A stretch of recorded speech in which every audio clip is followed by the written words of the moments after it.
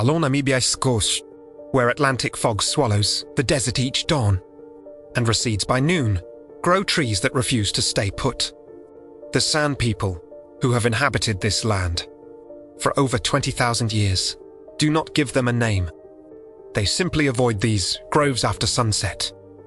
Their warning, passed down through generations, in a language of clicks and soft tones, translates roughly as, "Do not speak to the moving ones. They will remember your voice.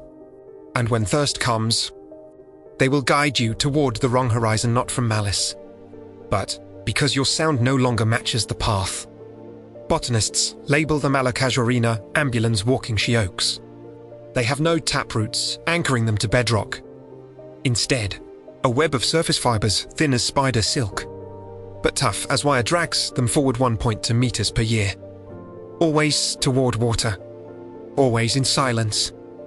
But this is not simple hydrotropism. In 1987, a German expedition buried a freshwater tank beside a cluster of 7 trees. After 3 months, they left. 10 years later, they returned. The tank had long dried out. Yet every tree had migrated back to its original position, as if remembering coordinates erased from the landscape. One researcher noted in his log, they didn't just return. They reformed the exact same spatial relationship to each other, down to the centimeter. Their bark tells a stranger story, as the trees age, intricate. Circuit-like patterns etch themselves into the wood not carved, but grown. At night, infrared cameras capture faint blue-green pulses, traveling along these lines, pulsing at 8 to 12 hertz, the frequency of human alpha brainwaves during meditation. Thermal scans reveal another layer.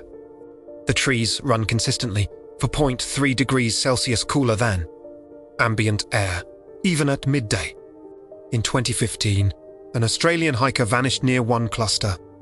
His GPS beacon transmitted its final signal from the groves. Exact center a location satellite. Imagery showed as pure sand. 0 water sources. Search teams found the trees arranged in a perfect concentric circle, 7 rings deep. At the center, soil was damp, freshly watered. His audio recorder, recovered from his pack, held 3 minutes of final audio. His voice, weak but certain. Water, just ahead, behind him. The soft scrape of fibers, dragging across sand perfectly, synchronized with his footsteps, as if the trees were walking with him, towards something. Modern thermal imaging reveals another anomaly. At night, these groves radiate cold 12 degrees Celsius. Below, surrounding sand, they appear as dark voids on heat maps, like patches of frozen time, or footprints left by something that passed through long ago, and is still moving.